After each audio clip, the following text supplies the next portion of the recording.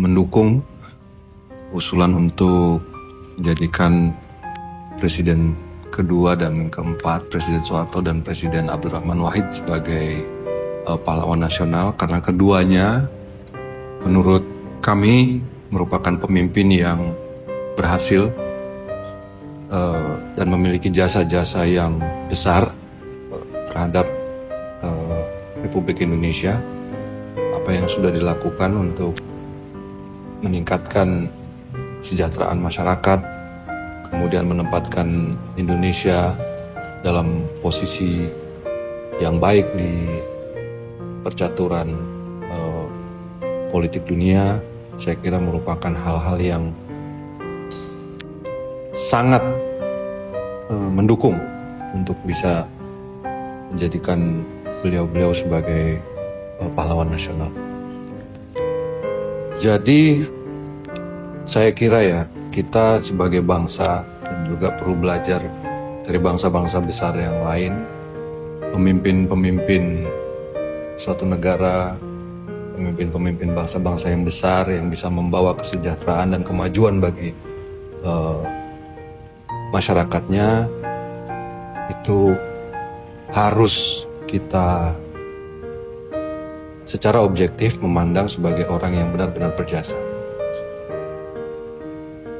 Semuanya manusia yang punya kemampuan dan batas kemampuan, semuanya manusia yang punya kelebihan dan kekurangan, tetapi secara utuh kita harus melihatnya bahwa apa yang telah dilakukan oleh para pemimpin kita pada saat itu merupakan hal-hal yang dilakukan untuk memajukan dan mensejahterakan bangsanya, dan itu merupakan sebuah jasa yang besar.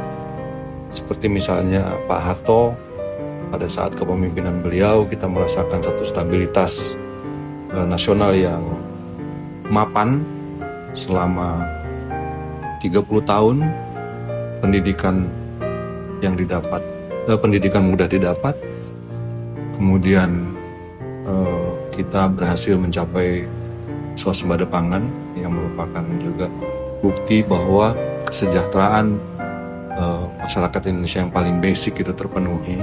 Petani-petani bahagia, makmur, dan saya yakin sebagian besar lapisan pemimpin Indonesia saat ini juga merupakan orang-orang yang besar di dalam situasi kepemimpinan beliau dan merupakan hasil dari buah dan kerja keras beliau sebagai pemimpin pada saat itu.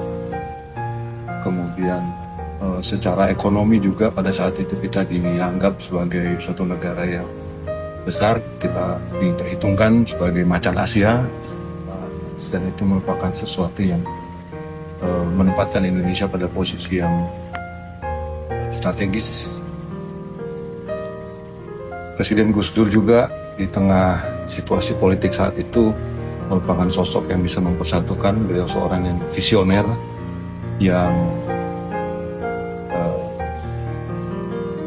berpikir jauh ke depan, bagaimana bisa membangun dan menyatukan seluruh komponen masyarakat sehingga kesatuan negara Indonesia ini terjaga, yang kemudian dilanjutkan oleh presiden berikutnya.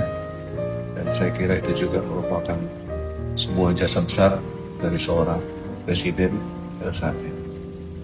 Namun intinya adalah bahwa kita memiliki adat, budaya, dan karakter yang seharusnya menghormati, menghargai, dan